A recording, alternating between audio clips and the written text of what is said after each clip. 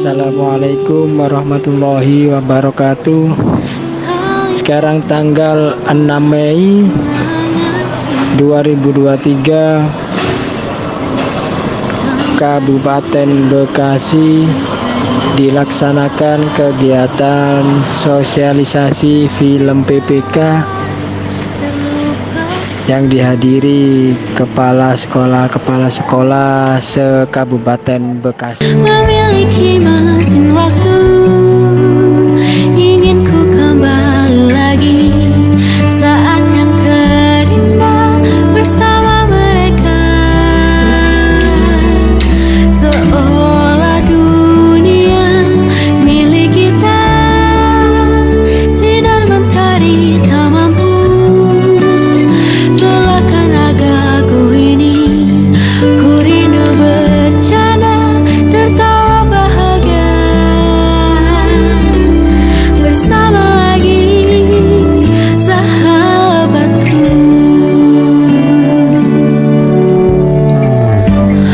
Mesin waktu bawalah aku menjemput sahabat-sahabatku, karena aku takkan sanggup lupakannya. Andai aku memiliki mesin waktu, ingin ku kembali lagi saat yang terindah bersama mereka. Seolah dunia milik kita, sinar mentari tak mampu melelahkan. Kepala sekolah SD, SMP, ada mungkin juga TK, baik negeri ataupun swasta yang saya hormati, saya banggakan. Pertama-tama marilah kita panjatkan puja dan puji syukur kehadirat Allah SWT yang telah berikan rahmat dan inayahnya kepada kita, sehingga alhamdulillah ini saya kota yang ke Kota Bogor, sebelumnya di Depok, sebelumnya di Serang, sebelumnya lagi banyak di beberapa kota di luar Jawa, Jawa Timur, Jawa Tengah, sudah hampir semuanya. Dan Kabupaten Bekasi termasuk target tengah yang memang baru kita bisa selenggarakan sosialisasi program penguatan pendidikan karakter melalui media film berdasarkan Perpres nomor 87 tahun 2017. Izin Pak Adi bahwa hari ini saya ingin menyampaikan mungkin sekitar 5 menit untuk penjelasan apa sih yang Indonesia Emas 2045. Tentunya dalam konteks ini kita sangat berharap bahwa 2045 benar-benar menjadi puncak kejayaan Indonesia. Ingat Ibu Bapak, kita tidak bisa tiba-tiba Indonesia 2045 menjadi Indonesia Emas. Kita harus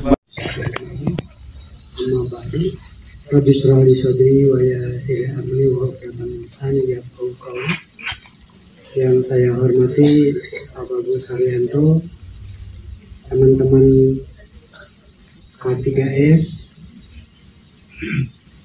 teman-teman guru yang hadir pada hari ini, Syukur alhamdulillah pada hari ini kita bisa berkumpul di ruangan ini.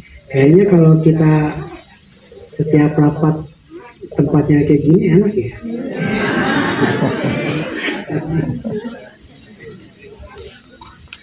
Ya, ini satu keberkahan, kita diberikan satu kesempatan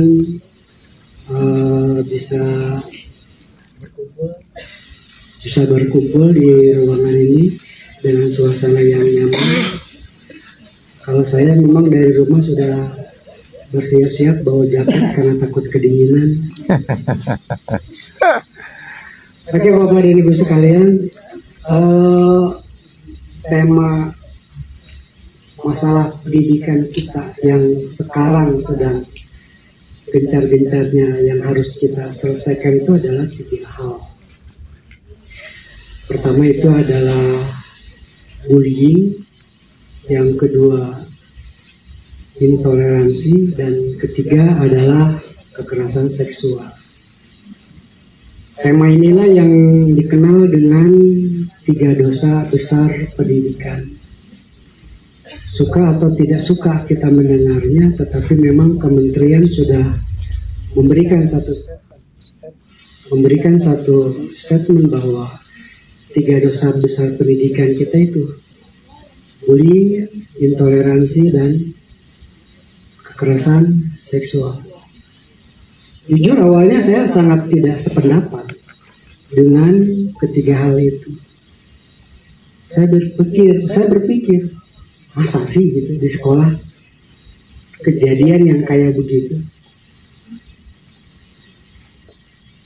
Tapi faktanya memang hari demi hari, waktu demi waktu, yang memang ada.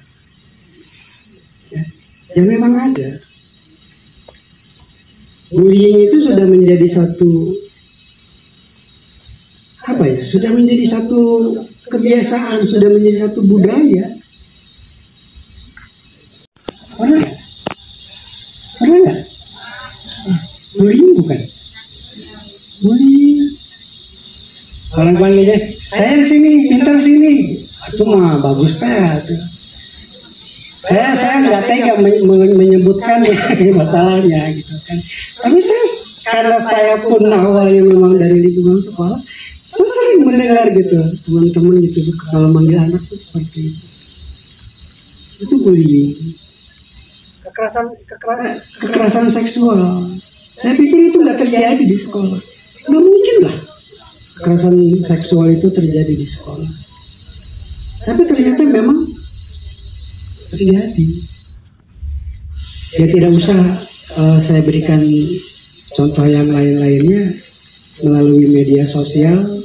Bapak Ibu mungkin sudah bisa mengakses informasi-informasi semacam ini. Dan intoleransi. Nah, kalau intoleransi saya sepakat untuk diperdebatkan bagaimana di satuan pendidikan di sekolah itu kejadian intoleransi itu terjadi. Bapak dan Ibu, jadi sebenarnya tujuan utama dari proses pendidikan di sekolah itu adalah membentuk karakter.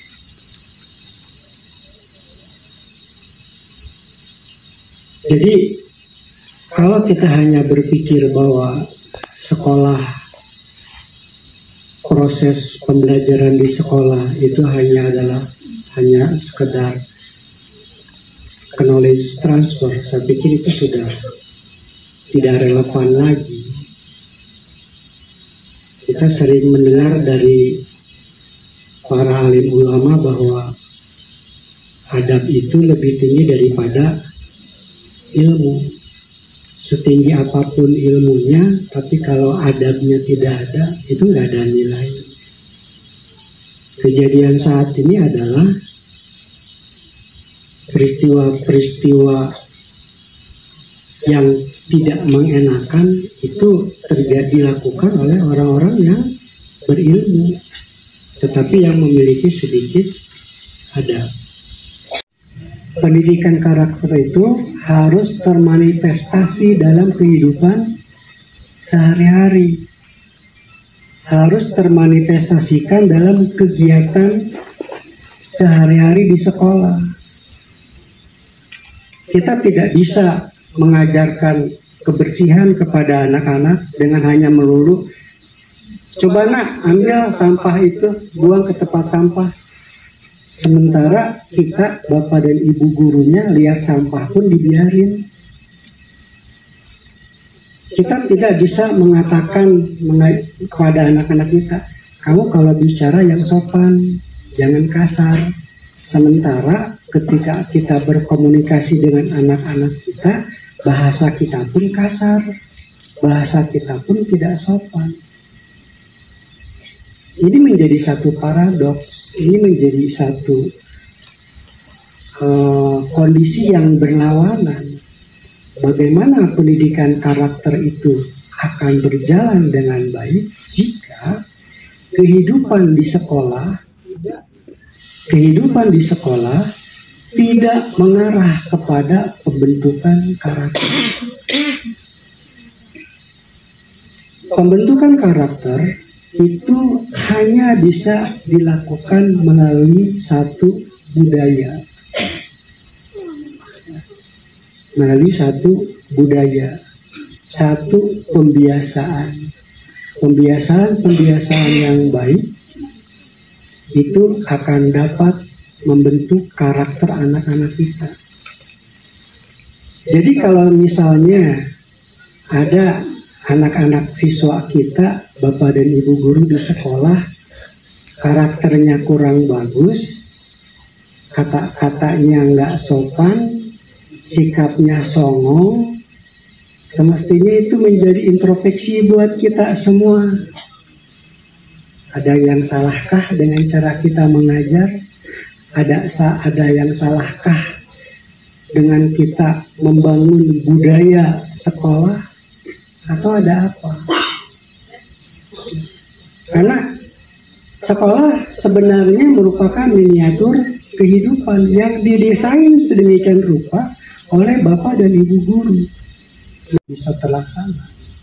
Sehingga dengan demikian maka sekali lagi saya katakan bahwa pendidikan karakter tidak bisa diteorikan. Pendidikan karakter itu hanya bisa dilaksanakan melalui kehidupan nyata, melalui kehidupan di sekolah secara real dalam membentuk karakter anak-anak kita.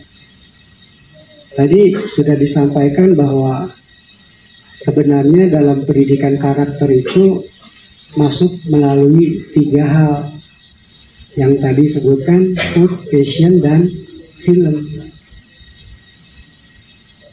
Coba Bapak Ibu tanya sama anak-anak kita yang ada di rumah. Mereka sekarang itu sangat hafal betul dengan makanan-makanan Korea, betul nggak? Kenapa mereka hafal dengan makanan Korea? Karena awalnya mereka mengenal yang namanya K-pop. Betul? Ya, budaya K-pop, film-film Korea, musik-musik Korea. Masuklah makanan-makanan Korea dan lalu masuk kemudian budaya-budaya Korea. Ya. Jadi food, fashion, dan film itu merupakan jalur masuk intervensi budaya terhadap budaya yang lain. Kita seringkali nggak ngeh dengan itu. Kita seringkali menganggap itu adalah hal yang lumrah saja. Kita seringkali itu menganggap hal yang biasa saja. Padahal secara jangka panjang efeknya begitu amat luar biasa terhadap anak-anak kita. Sehingga jangan heran Bapak dan Ibu jika sekarang anak-anak kita itu tidak mengenal budayanya sendiri. Mereka lebih mengenal budaya-budaya luar. Karena mereka makan makanan luar, karena gaya fashion mereka juga fashion luar, karena film yang ditonton pun adalah film luar.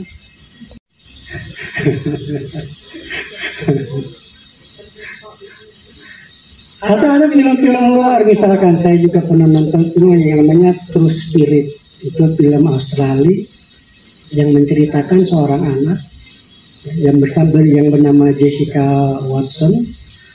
Dia anak berumur 16 tahun, hidup di pesisir, dia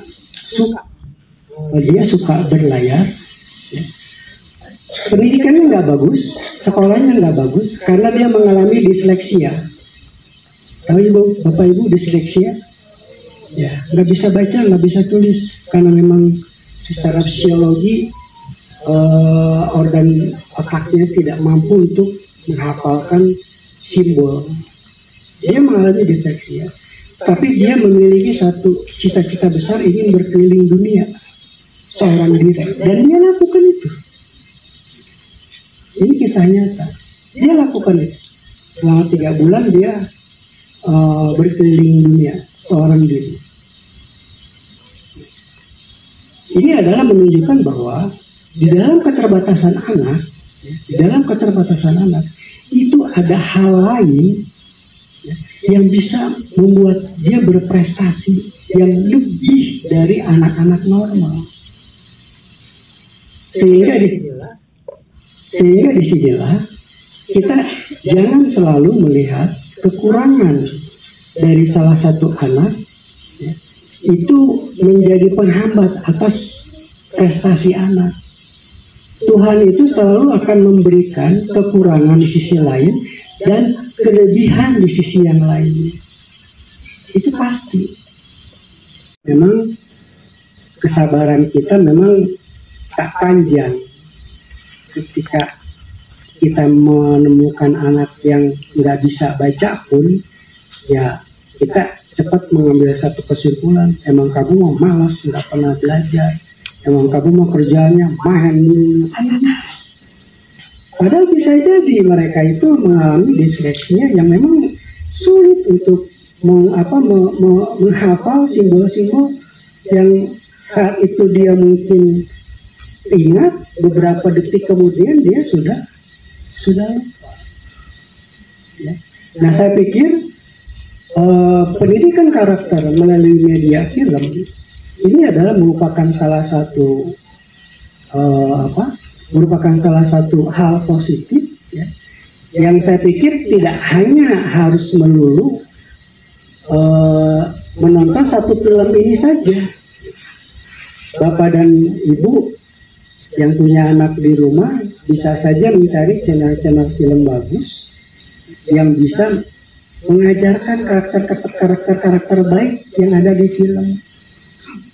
Tapi memang kita tidak bisa berharap kepada saluran televisi konvensional yang ada, SCTV, Antv, Indosiar, dan seterusnya. Mereka bisa menayangkan film-film bagus. Kita nggak bisa berharap. Wayahna itu harus berlangganan channel film yang lain, misalkan Netflix, ya, Disney Hotstar, dan seterusnya. Dan kita bisa memilih film-film yang memang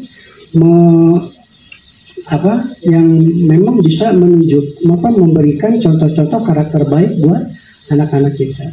Memahami betapa pentingnya pendidikan karakter melalui media film. Mungkin itu aja yang bisa saya sampaikan. Terima kasih atas perhatian. Mohon maaf atas segala kekurangan, dan dengan mengucap Bismillahirrahmanirrahim, tontonan perdana pendidikan karakter melalui film saya buka. Terima kasih. Assalamualaikum warahmatullahi wabarakatuh. Maaf, dengan Bapak siapa Pak? Dengan Bapak Pareza Dari sekolah SD Telaga Asih 04 Kabupaten Bekasi, Sekarang Barat. Setelah nonton film Jo, pesan dan kesannya bagaimana? Alhamdulillah, saya akuin pesan moralnya bagus ya. Satu, karena di situ ada kerikatan antara batin antar manusia dan hewan. Ya. Itu antara si Jo dengan pemiliknya dan para teman-teman sekolah SMP-nya. Itu terus saling tolong-menolong dan saling percaya kepada teman-temannya. Yuk, bagus lah pokoknya handphonenya, keren. Jadi cocok untuk anak-anak. Filmnya keren, filmnya keren. Iya. Makasih ya Pak. Terima kasih. Itu Ya Mas, setelah nonton film Jo, pesan dan kesannya gimana? Kalau manusia itu harus selalu hubungan, gak cuma sama manusia doang, tapi harus dengan hewan dan juga dengan alam. Itu aja sih Pak. Oh gitu. Ya, terima kasih ya Bu. Yuni dari SDN Kalijaya 06. Testimoninya berkesan sih, mengena banget di hati ya. Walaupun untuk anak-anak sih mengena. Jadi anak-anak itu bisa berkasih sayang tidak sesama teman saja, tapi dengan makhluk yang lain, terutama dengan binatang ya. Itu mengena banget, saya udah menangis tadi. Menangis ya Allah. Terima kasih Bu untuk ibunya. Saya Lisa dari SDN Sukaresmi 03. Pesan dari saya tadi nonton itu sangat menarik, terus mengena juga ke hati. Jadi kita sebagai yang punya peliharaan harus menjaga, harus merawat, karena nggak setiap binatang itu tuh bahaya gitu. Yang penting kita bisa menjaganya dan bisa merawatnya aja. Terima kasih. Ini tentang persahabatan langsung dengan anak-anak ya tadi. Kelihatannya persahabatan yang memang tidak bisa dipisahkan. Kesannya itu kebaikan antara Jo dengan anak sekolah itu bisa berhubungan sampai bisa menyelamatkan tadi kejadian-kejadian yang itu kesannya karakter yang bangun bagi kita ya ambil daripada nilai saja. Terima kasih Pak. Dari sekolah mana Pak? Dari sekolah SMP Nurul Arab. Dengan atas nama Bapak siapa? Selatan. Sama Pak Jenal Mustafa. Terima kasih Pak. Ya sukses selalu. Sejatinya kita sebagai manusia dan semua ciptaan Tuhan memang harus bersikap baik dan saling berinteraksi satu sama lain. Dengan Ibu siapa? Bu Rika Rahman. Dari mana? Oke, terima kasih Bu. Assalamualaikum Ibu, atas nama siapa dan dari sekolah mana? Saya Ari Isnani dari SD Islam Atayuba, Serang Baru. Pendapat Ibu tentang film Jo Sahabat Sejati bagaimana? Ini film yang memang layak ditonton oleh semua usia. Aman untuk anak-anak, seru juga untuk orang dewasa. Gitu sih. Oke. Apa manfaat untuk anak-anak ketika menonton nanti?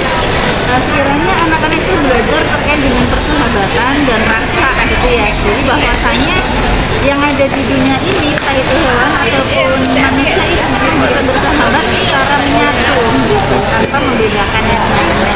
Oke. Assalamualaikum Ibu, atas nama siapa Ibu? Dari sekolah mana? Assalamualaikum warahmatullahi wabarakatuh. Saya Ibu Sumiati dari SD Munarawati. Pendapat Ibu tentang film Jo Sahabat Sejati bagaimana Ibu? Film ini sangat mengambil edukasi ya, sesuai dengan misinya atau tujuannya itu membentuk karakter ya, anak bangsa. Semoga dengan film ini akan menumbuhkan jiwa saling tolong menolong apabila kita akan mendapatkan suatu permasalahan. Jadi dengan permasalahan yang ada apabila tumbuh saling tolong menolong akan dapat diselesaikan dengan baik. Ya, itu bisa dicontoh ekor binatang pun bisa melakukan hal yang bisa dilakukan oleh manusia. Karena sesungguhnya kita adalah makhluk hidup yang apabila rasa kasih sayang, gotong royong semua ditanamkan dalam diri kita akan tumbuh, timbul rasa saling memiliki, rasa saling mengenal. Pak Supono, mohon maaf sebelumnya, Pak Supono dari sekolah mana Bu? Saya dari Tanjung Sari 03, Kecamatan Cikarang Utara. Dari Tanjung Sari 03, Kecamatan Cikarang Utara ya. Pak Supono, bagaimana pendapat Pak Supono setelah menonton film PPK berjudul Jo Sahabat Sejati tadi Pak? Kira-kira paling tidak ada beberapa pesan moral gitu ya yang bisa kita petik. Pertama bahwa kita harus berempati terhadap sesama lain gitu. filmnya gitu ya. Di situ kita bisa memberikan contoh bagaimana manusia bisa saling membantu gitu ya. Paling tidak di situ lah. Iya. Nah, kira-kira menurut Pak Supono, apakah film ini layak untuk ditonton seluruh siswa di Kabupaten Bekasi khususnya, Pak? Untuk di dunia pendidikan paling tidak bisa bagus lah ya, khususnya untuk dunia pendidikan lah ya. Untuk anak-anak sangat layak sekali. Pesan moralnya cukup bagus lah ya. Oh, siap. Ya baik, begitu aja Pak Supono. Terima kasih banyak. Ibu, assalamualaikum. Nah, ibu guru dari sekolah mana aja nih? Saya dari SD Karangbaru 05 Cikarang Utara. Iya. Dari Karangbaru 03 Cikarang Utara. Ibu? Oh, Sirgomo 04 ya. Ibu tadi habis nonton film Jo Sahabat Sejati ya. Kira-kira menurut pendapat ibu bertiga, bagaimana sih film yang tadi ditonton? Kira-kira gimana? Salah satu bisa jadi iklan juga ya buat film Indonesia. Sukses lagi. Amin. Berkreatif. Iya. Untuk pesan moralnya ibu kira-kira apa yang terkandung di filmnya? Jangan melihat sesuatu yang besar dari kejadian itu langsung mengkode bahwa oh ini salah si ini, kita harus lihat dulu sudah apa gimana bener kan salah si ini gitu kan, kayak Jo tadi kan itu kan akhirnya dia tidak padahal dia tidak bersalahnya dia menolong gitu ya juga kan tadi dimulai. Iya. Ibu. Ada ular itu membantu dulu, cuma karena orang memfonis itu salah menyerang itu jadinya ada penyesalannya belakangan. Ya Ibu, menurut Ibu bertiga kira-kira film ini layak nggak ditonton oleh seluruh siswa khususnya di Kabupaten Bekasi ya untuk meningkatkan pendidikan karakter? Layak sih. Banget ya. Iya, jadi gitu. Kalian mengatakan bahwa itu tidak hanya manusia, tapi ada orang, Tuhan. Kita harus mencintai semuanya ya. Wah gitu. Sama makhluk hidup antar manusia, tapi antar manusia dengan hewan dan sesama makhluk hidup ya. Iya. Ibu terima kasih banyak Ibu bertiga. Ya. Ya.